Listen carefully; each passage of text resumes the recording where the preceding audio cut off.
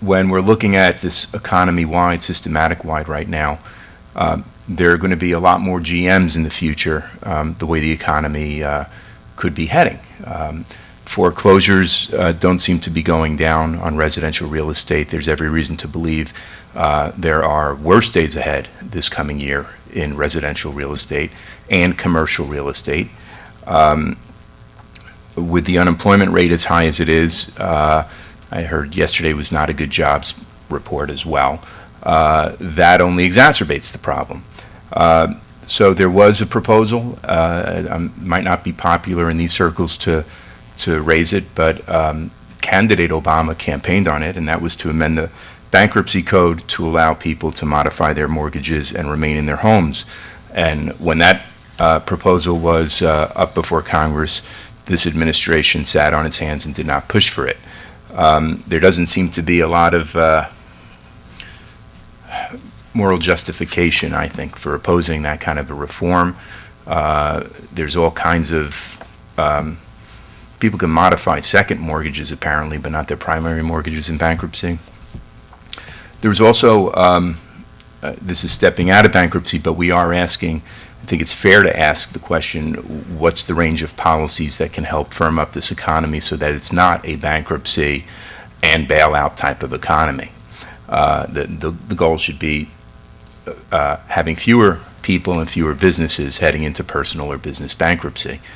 It should be a strong economy. A year ago, when Congress was discussing the economic stimulus package, Republicans in the Senate proposed that the federal government offer refinancing of all mortgages in this country at a fixed 30-year 5% rate. I was surprised that it was the Republicans who offered that and not the Democrats.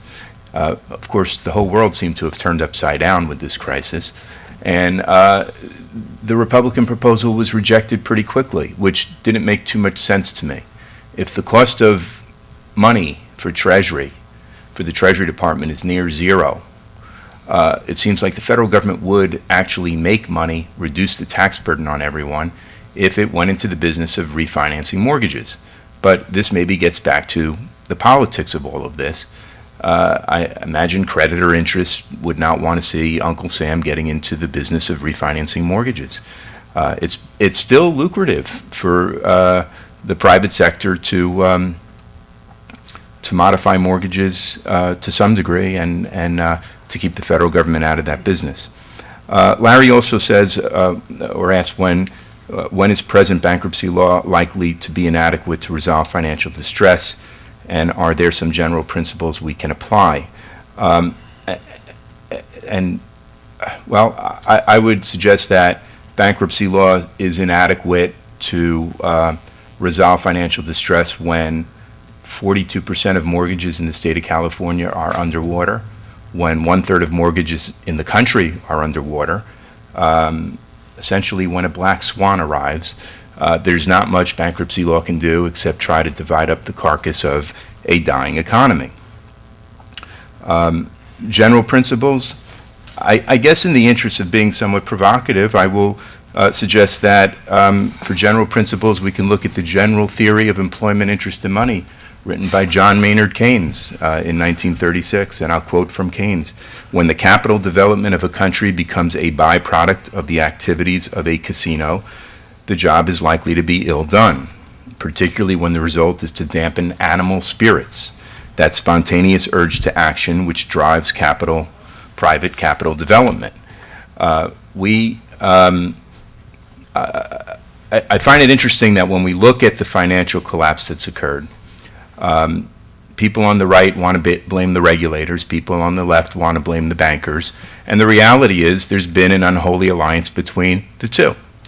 And the result has been to create a casino economy. When the size of the derivative market is so enormous that you cannot really let an AIG fail, or you're certainly afraid to let an AIG fail and afraid to put it into bankruptcy because of the kind of contagion that can spread, it sounds like a casino that's gotten out of control. When there are no margin requirements, no exchange to impose margin requirements on the growth of derivatives, to me, it seems like there's not a lot of capital in a capitalist economy. You expect when somebody is going to invest, get access to credit, they should be putting some collateral down. Larry asked what types of specific legal fixes, and I've already kind of suggested a few. And finally, he asked what are the legal constraints on non-bankruptcy bailouts. I see a bunch of legal violations. I'm not sure if I'd say legal violations are the same as legal constraints. Maybe they're the opposite.